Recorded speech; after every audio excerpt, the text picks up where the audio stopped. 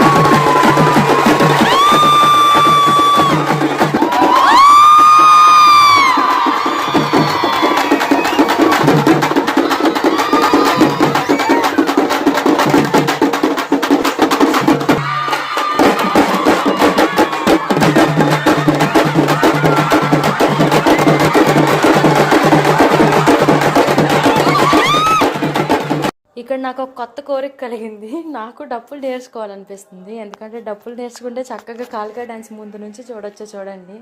కానీ అవన్నీ అవని పనులు. ఇంకా నెక్స్ట్ కాలికా డ్యాన్స్ అయితే నెక్స్ట్ వీడియోలో అప్లోడ్ చేస్తాను. Bye bye.